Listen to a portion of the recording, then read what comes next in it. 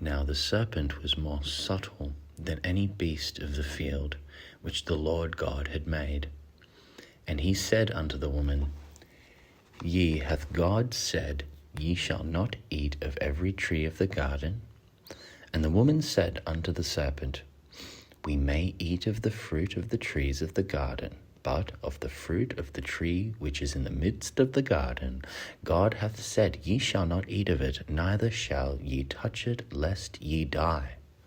And the serpent said unto the woman, Ye shall not surely die, for God doth know that in the day ye eat thereof, then your eyes shall be opened, and ye shall be as gods, knowing good and evil. And when the woman saw that the tree was good for food, and that it was pleasant to the eyes, and a tree to be desired to make one wise, she took of the fruit thereof, and did eat, and gave also unto her husband with her, and he did eat.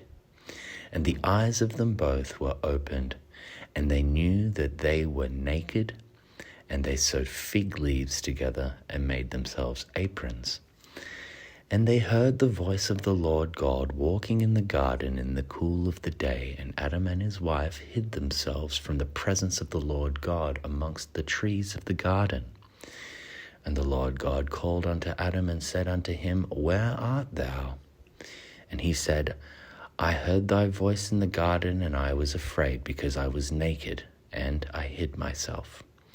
And he said, Who told thee that thou wast naked? Hast thou eaten of the tree whereof I commanded thee that thou shouldest not eat? And the man said, The woman whom thou gavest to me, she gave me of the tree, and I did eat. And the Lord God said unto the woman, What is this that thou hast done? And the woman said, The serpent beguiled me, and I did eat. And the Lord God said unto the serpent, Because thou hast done this, thou art cursed above all cattle, and above every beast of the field. Upon thy belly shalt thou go, and dust shalt thou eat all the days of thy life. And I will put thy enmity between thee and the woman, and between thy seed and her seed, and it shall bruise thy head, and thou shalt bruise his heel. Unto the woman he said, I will greatly multiply thy sorrow, and thy conception in sorrow. Thou shalt bring forth children, and thy desire shall be to thy husband, and he shall be thy ruler over thee. And unto Adam he said, Because thou hast hearkened unto the voice of thy wife, and hast eaten of the tree of which I commanded thee, saying, Thou shalt not eat of it, cursed is the ground for thy sake. In sorrow shalt thou eat of it all the days of thy life.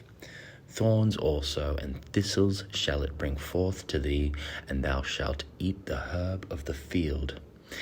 In the sweat of thy face shalt thou eat bread, till thou return unto the ground, for out of it wast thou taken, for dust thou art, and unto dust shalt thou return. And Adam called his wife's name Eve, because she was the mother of all of the living. Unto Adam also and to his wife did the Lord make coats of skins, and clothed them. And the Lord God said, Behold, the man is become as one of us to know good and evil. And now, lest he put forth his hand, and take also of the tree of life, and eat and live forever.